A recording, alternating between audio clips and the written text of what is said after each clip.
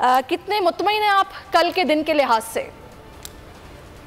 हम तो काफ़ी मुतमईन हैं जी। हम तो समझते हैं कि इंशाल्लाह कल का जो इलेक्शन है वो खान साहब का मौक़िफ़ भी है, और वो मैंने पहले भी बोला था कि ये कोई गलियों और नालियों का इलेक्शन नहीं है, ये पाकिस्तान की खुददारी का इलेक्शन है, ये पाकिस्तान की वक़ार का इलेक्शन है, ये खान साहब के बयानिया का इलेक्शन है।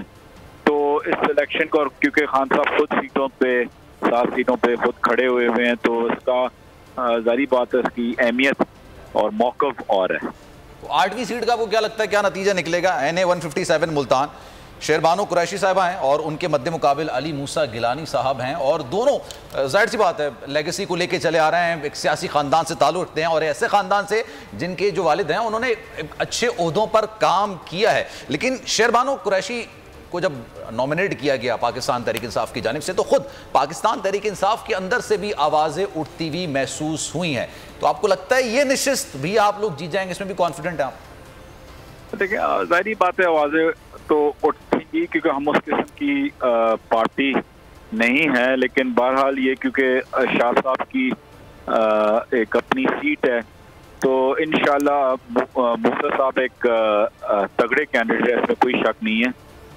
लेकिन मैं समझता हूँ जो PTI की वेव है और शाह साहब की जो खिदमात हैं उनकी पूरी फैमिली की, और जिस तरीके से वो अपनी जगह पे हैं, मजबूत हैं, तो इंशाल्लाह शेरबानो साहिबा भी सीट पूरी उम्मीद है निकाल लेंगे। अच्छा, जुल्फी बुखारी साहब, मुझे ये भी बताइएगा, आपके रिगिंग की बातें पहले से भी कुछ होना शुरू हो गई हैं, तो कल आप लोगों की हिकमत अमली क्या है? क्या आपने अपने जवानों को पैगाम दिया है कल किस तरह निकलना है? टर्न आउट आप कितना एक्सपेक्ट कर रहे हैं? देखिए, मेरा अगर मौक़िफ़ अगर आप लोग सुने तो मैं तो समझता हूँ कि प्री रिगिंग तो हुई थी। ये इलेक्शंस ऑन ऑफ होना, इलेक्शन से भागना, ना कराना, फिर 4-5 दिन बाद फिर से कर देना, ये सारे एक प्री रिगिंग की एक गेम थी। क्योंकि देखें, जो ही तादाद 35% से ऊपर चली जाए वोटिंग टर्नआउट पे, वो हमेशा PTI की जीत होगी। 35-36% से ऊपर जब वोटर निकलता है, हमने पिछले पंजाब के बाई इलेक्शंस में भी देखा था। तो अगर वोटर टर्नआउट ठीक हो तो उस वोटर टर्नआउट को भी नुकसान देने की कोशिश की गई है, लेकिन कामयाब नहीं हुए।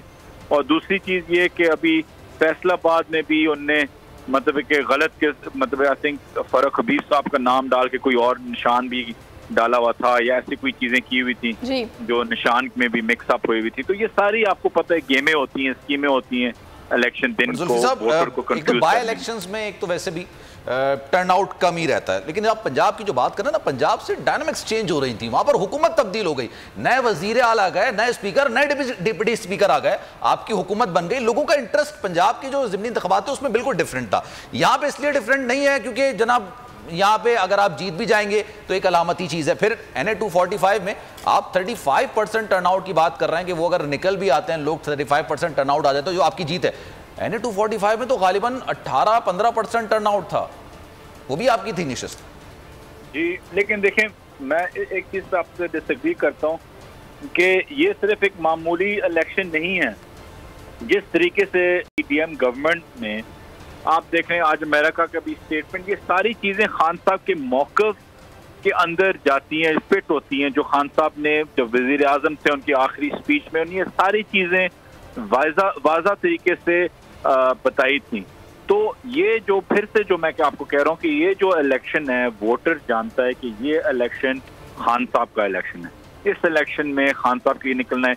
उनको पता है कि इसमें ये वो इलेक्शन नहीं है कि जी आपका MNA आएगा और काम होंगे ये, लेकिन ये वो इलेक्शन है जो पाकिस्तान को जनरल इलेक्शंस की तरफ लेके जाएगा, और एक जो खान साहब की जो वेव है, जो PTI की वेव बनी हुई है, इस वेव को बरकरार रखेगा। अच्छा बुखारी साहब, एनी हाउ कॉल लॉन्ग मार्च की क्या अब दे दी जाएगी?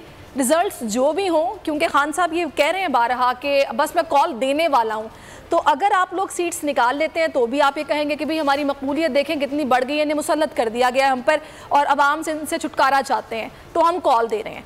और अगर मतलब रिजल्ट्स जो भी हो, मैं ये कह रही हूँ, तो ये कॉल रिजल्ट्स पर डिपेंड करती है या फिर एनी हाउ दे दी जाएगी? अब कॉल तो रिगार्डलेस है, खाली इस इलेक्शन से हम लोगों को डिस्ट्रैक्ट नहीं करना चाह रहे थे। जो हमारे वर्कर्स हैं कि वो दो कामों पे लगे, एक इलेक्शन की कैंपेनिंग पे भी और दूसरा लोगों को निकालने में भी, लॉजिस्टिक्स में भी वगैरह।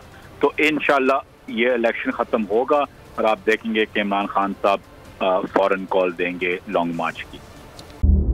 सबसे बड़ी कवरेज 16 अक्टूबर सबको मोटिवेट करें कि उन्होंने निकल के इलेक्शन में वोट डाल दिए। सबसे ज्यादा रिपोर्टर्स, सबसे बड़े पैनलिस्ट, लम्हा बा लम्हा इलेक्शन की खबर सिर्फ बोल पर।